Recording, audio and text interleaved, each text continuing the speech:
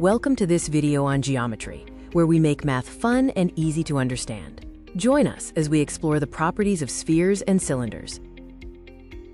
In this video, we're diving into the Maths No Myth series, where we break down complex concepts into simple, animated lessons. Let's start learning. Our journey begins with a simple question. How do we calculate the surface area of a sphere? Let's use an orange to find out. First, we measure the orange. We find that the radius r of its circular cross-section is exactly 3 centimeters. Since the sphere is uniform, the radius must be a fundamental part of the formula for its total surface area. To confirm this, we need to find the area of the circular cross-section using our measured radius. With a radius of 3 centimeters, the area of this circle is pi times r squared, which is approximately 28.27 square centimeters. Now let's peel the orange and spread the pieces on a grid to visualize how much total surface area they cover. Interestingly, the peels of our orange cover an area equivalent to 4 circles, each with the same 3 centimeter radius. Calculating the total area gives us 4 times pi times 3 squared, which equals 36 pi, or approximately 113.04 square centimeters. This leads us to a key geometric principle. Does every sphere have a surface area equal to 4 times the area of a circle with the same radius? That is exactly right. The surface area of any sphere is 4 times pi times the radius squared. Here is the standard formula. S equals 4 pi r squared. This is a fundamental rule in geometry. Now let's look at a new situation. A sphere perfectly inscribed inside a cylinder.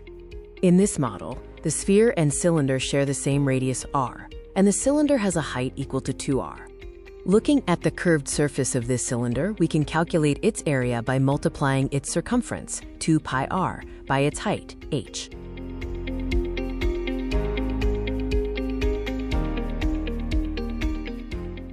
The student monkey asks for a simpler explanation, so let's break this down further. We can imagine the sphere's surface made of many tiny patches, each with a small area we call dA. If we project each of these tiny patches outward onto the cylinder wall, the total projected area is exactly the same as the sphere's surface. This confirms that the surface area of the sphere is equal to the curved surface area of its enclosing cylinder, both being 4 pi r squared. To summarize, the curved surface area of this specific cylinder is derived from the geometric relationship with the sphere inside it.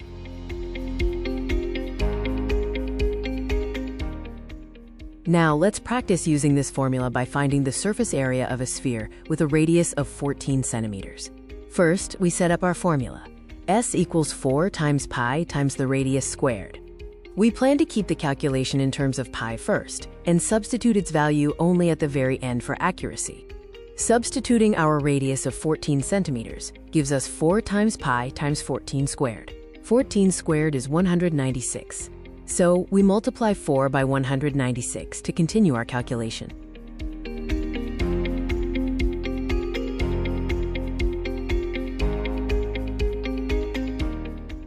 Four times 196 equals 784. Therefore, our area is 784 pi square centimeters.